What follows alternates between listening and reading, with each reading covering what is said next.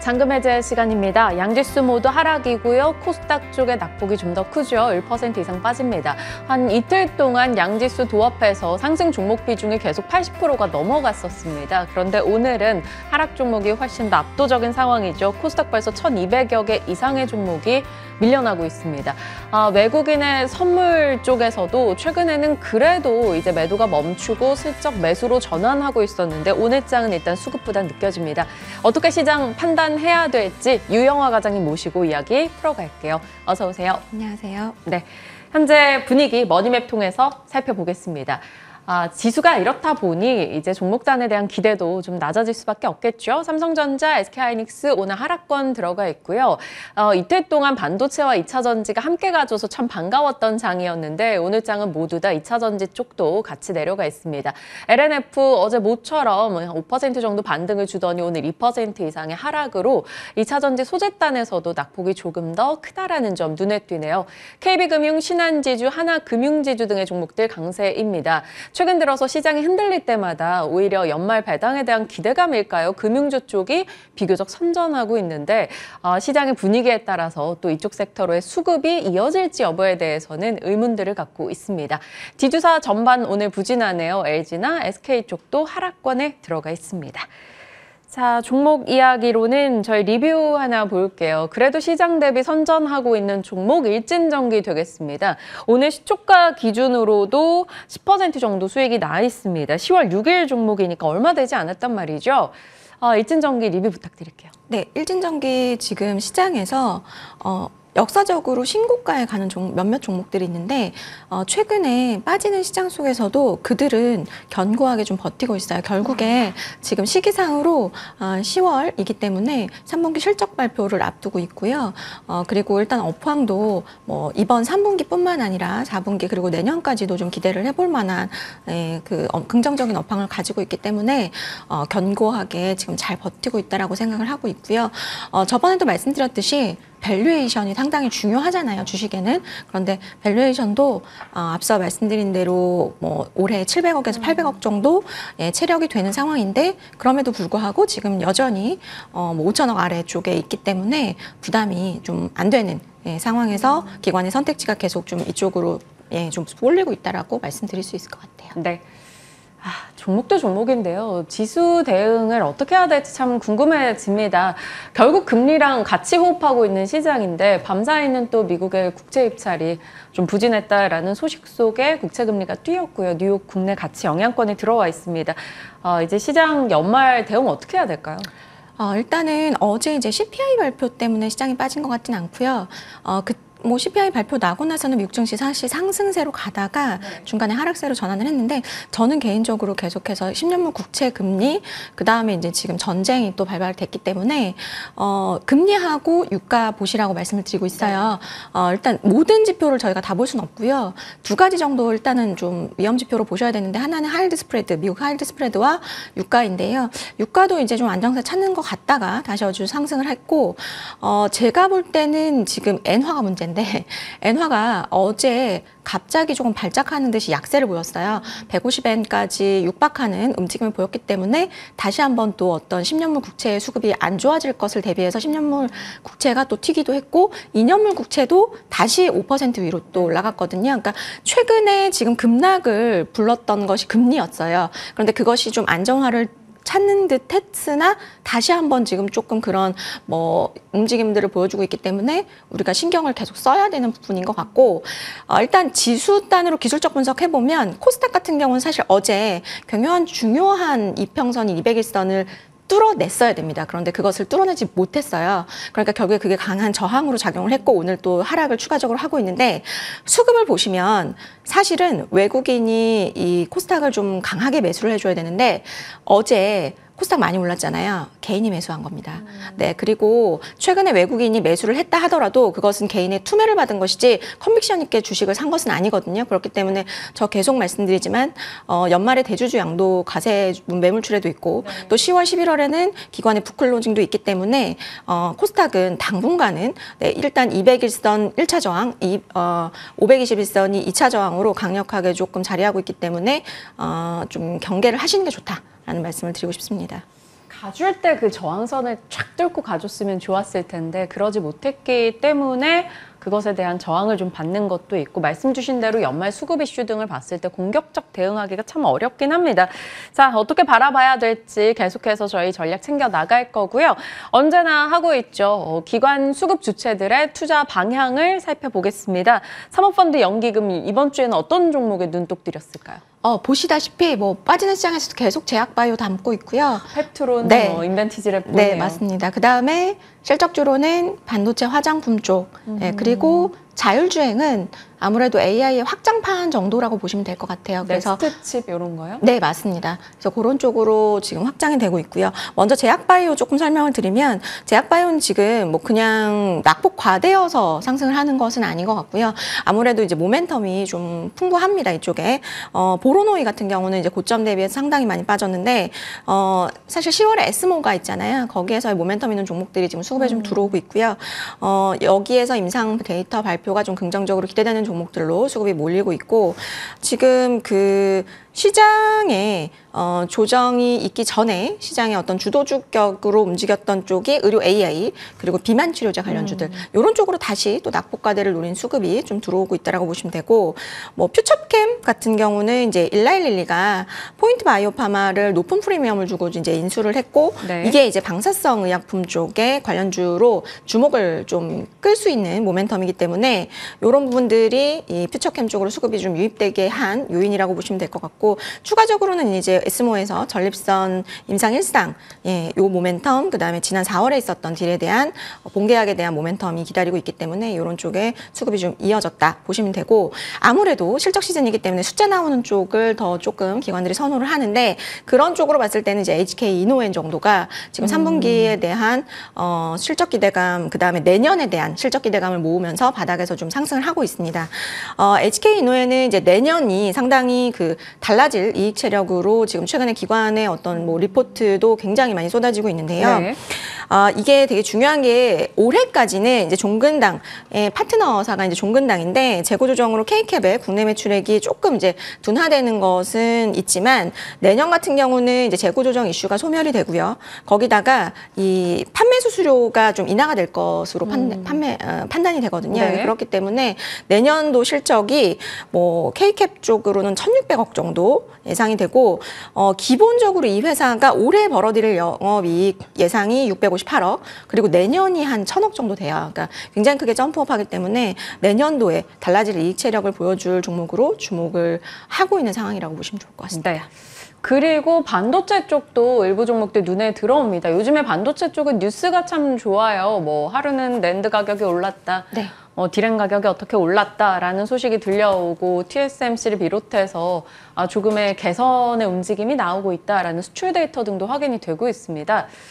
종목 선택은 어느 쪽으로 압축해야 될지 모르겠어요. 펀더멘털은 일단은 확실하게 돌아선 것을 보여주고 있기 때문에 지금 그 전통 반도체 경우에는 최근 시장 하락에서 상당한 가격 방어력을 보여줬어요. 그렇기 때문에 연초부터 오히려 이제 강한 상승세를 보였던 HBM 수혜주들 그런 쪽이 사실 이번에 시장 하락할 때 굉장히 좀 큰 폭으로 하락을 보였기 때문에 네.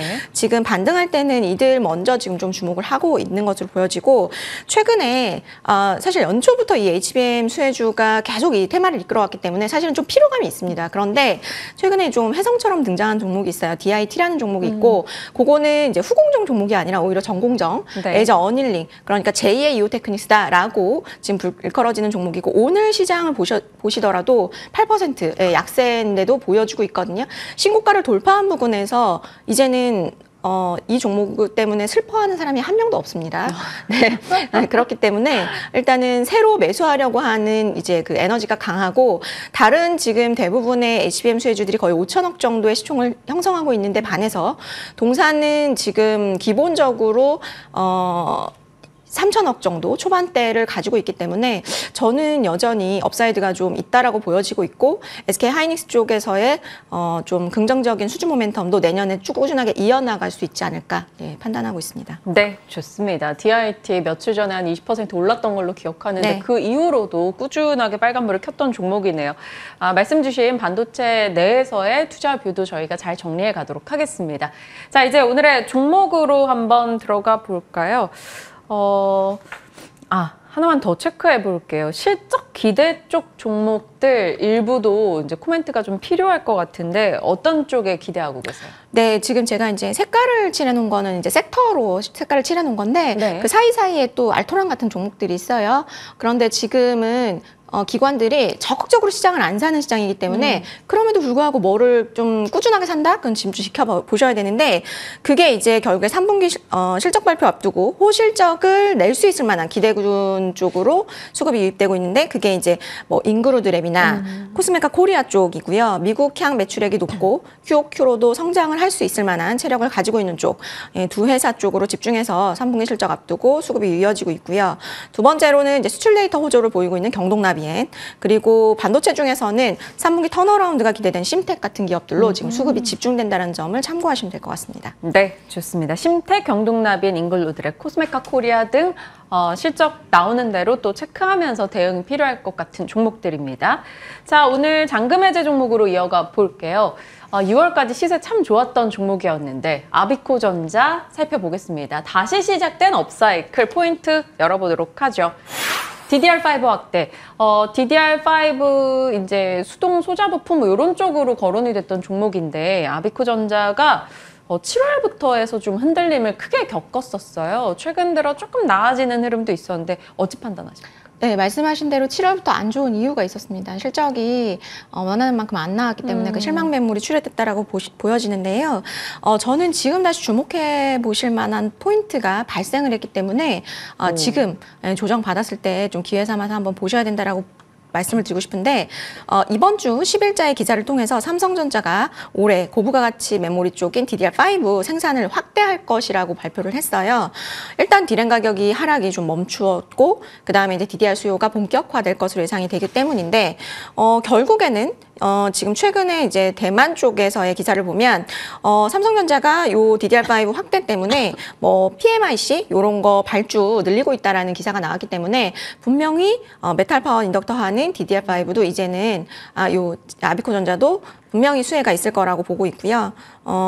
동사 실적이 그러니까 DDR4 전환율이 50%까지 달성했던 2016년도를 보시면 네. 굉장히 높은 마진율을 기록을 했습니다. 그런데 이제 다가오는 내년, 내후년 DDR5 전환율 증가가 거의 뭐 요 정도 수준까지 올라올 것으로 예상되기 때문에 다시 한번 주목을 해볼 수 있는 타이밍이 오지 않았나라는 말씀을 드리고 싶습니다. DDR4에서 DDR5로 전환될 때 뭐 면적이 넓어진다던가 혹은 부품이 더 들어간다던가 그래서 매출 증가 파이가 더 큰 분야들이 분명히 있었었거든요. 네네네. 아비코전자도 거기에 속하는 거죠? 네, 그렇습니다. 그 전환 시에単価가 높은 메탈 파워 인덕터가 신규 탑재되는 부분은 알고 계실 건데요. 모듈당 ASP가 지금 한 대여섯 배 정도 높아집니다.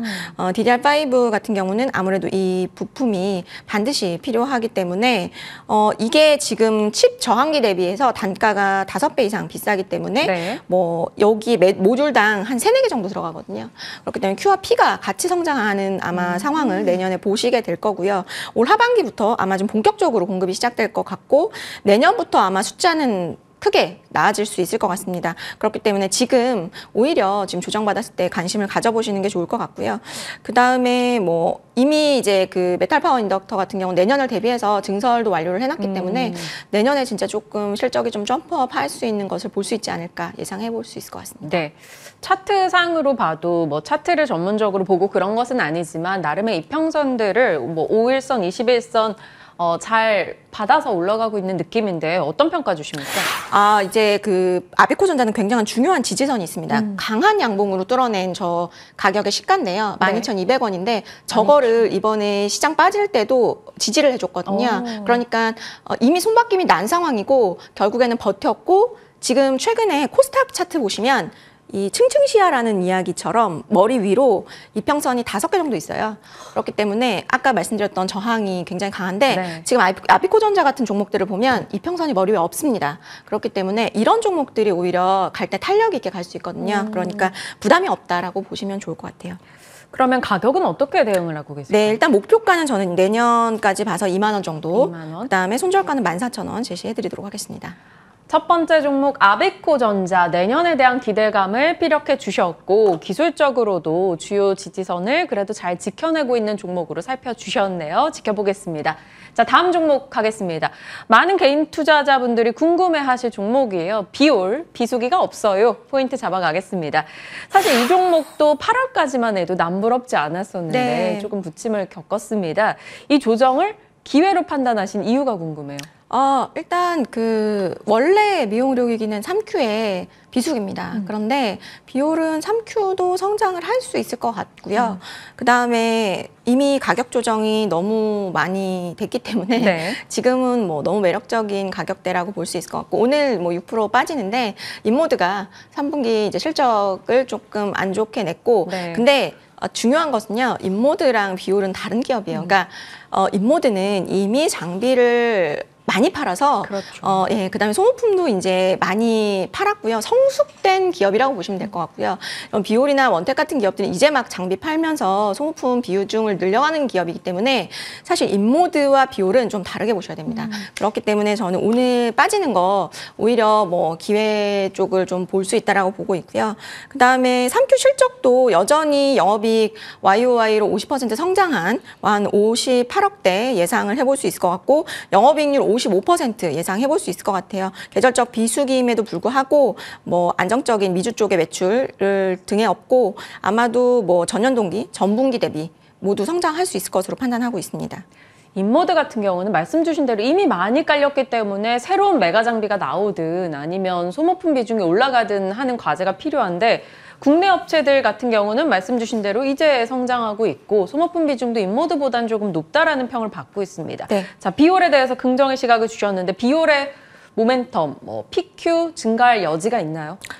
네, 일단 지금 계속해서 신제품 아까 말씀드렸던 지금 이 회사가 마이크로 니들 말고는 사실 이제 국내에서 뭐 어떤 히트 상품이 없어요.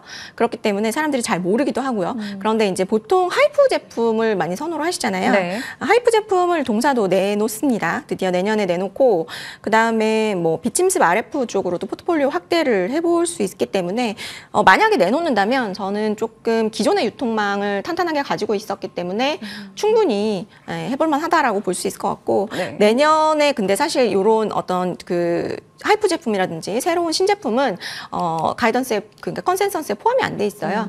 그럼에도 불구하고 사실 YOY로 큰 성장을 보여주고 있지만 새로운 신제품이 나왔을 때 그 반응이 좋다면 그 부분이 컨센에 추가되는 부분도 생각을 해본다면 지금은 사실은 굉장히 조금 저평가되어 있지 않나 판단하고 있고 굉장히 중요한 것은 미주 쪽에서 그러니까 미국 쪽에 잘 나가요, 이 제품은.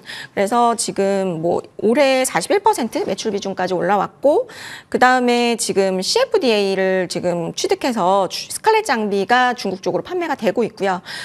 주력 장비인 실펌X도 이제 브라질이나 중국 쪽에 인증을 지금 준비를 계속 하고 있기 때문에 아마 내년에 아까 말씀드렸던 신규 장비, 그다음에 추가적으로는 브라질하고 중국 쪽에서의 인증이 끝나면 요 신규 출시 국가가 생기기 때문에 두 가지의 모멘텀을 여전히 가지고 있고 그 기대감은 살아있다. 이렇게 보시면 될 것 같습니다. 네, 좋습니다. 아메리칸 드림의 이제 현상을 띠고 있는 종목들이 확실히 올해는 돌아가면서 강했던 맞습니다. 것 같아요. 2차 전지나 뭐 전력기기나 네. 말씀 주신 뭐 미용기기, 엔터 뭐 이런 쪽이 다 될 텐데 그 중에서 지금 하락을 좀 매수 기회로 삼아 볼 만한 종목이라고 얘기 주신 거고요. 비올의 그럼 가격 대응 어떻게 하고 계시죠? 네, 저는 목표가는 9,000원, 예, 그다음에 손절가는 6,000원 제시해드리도록 하겠습니다. 목표 라인 9,000원 잡고 대응해 보도록 하겠습니다. 오늘 두 종목의 흐름에 대해서 잘 체크하면서 여러분들도 한 번 더 유튜브 다시 보기 통해서 복귀해 보시길 바랍니다. 자, 오늘 유영화 과장님과 전략 챙겼습니다. 고맙습니다. 감사합니다.